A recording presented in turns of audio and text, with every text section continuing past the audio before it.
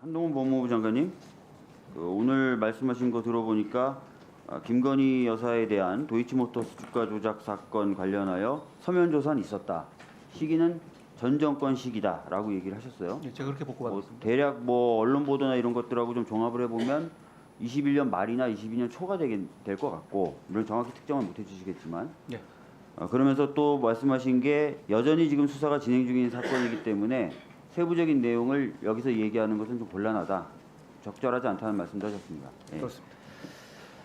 장관님, 진행되는 수사에 대해서 과거의 검사 시절에서 그렇게 비분관계하시는 모습 저도 많이 봤는데, 그런 수사에 대해서 법무부 장관이나 혹은 대통령, 더 나아가서요, 또는 대통령실이 수사가 진행 중인데 이렇다 저렇다, 그 사건은 이렇다 저렇다, 문제없다, 이렇게 입장을 밝히고 얘기를 공식적으로 하는 것은 적절합니까?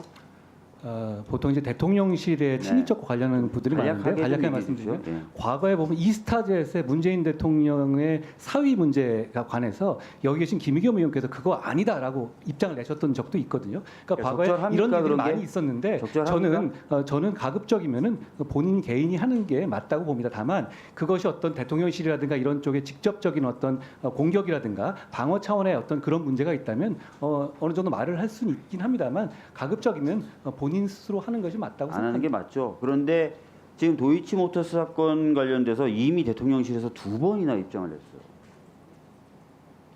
그래서 많은 언론에서는 지금 이런 입장 발표가 수사하는 검사에 대한 일종의 가이드라인을 주는 것 아니냐라는 우려를 표하기도 합니다.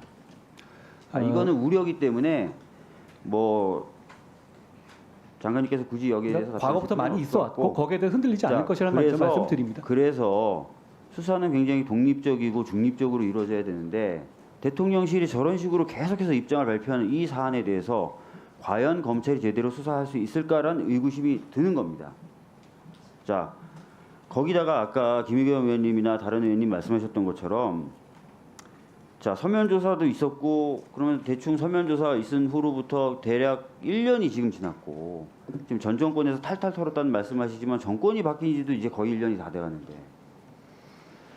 종교를 못 하고 있는 것도 참 납득이 안 돼요. 만약에 전 정권에서 탈탈 털었었는데도 아무것도 안 나왔다면 오히려 정권이 바뀐 뒤에 종교라는 게 더 쉬울 것 같고 큰 문제가 없을 것 같은데 종교를 못 하고 있고, 그런 가운데 재판 과정에서는 김건희 여사의 여러 의혹에 대해서 뒷받침할 만한 것으로 보여지는 그런 진술이라든지 자료들이 나오고, 대통령실은 저렇게 자기들이 먼저 나서서 아무 문제 없다 하고 있고,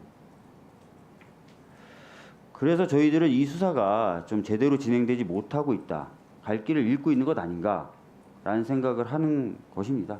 그래서 저희들은 특검을 주장하는 것이고요.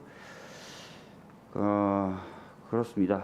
장관님 생각 짧게만 좀 듣고 다른 분에게 좀 질문하겠습니다. 예, 말씀드린 것처럼 집중적으로 수사가 됐던 것이고 지금 1심 판결 결과까지 잘 감안해서 검찰이 수사해서 잘 처리할 거라고 생각합니다. 네.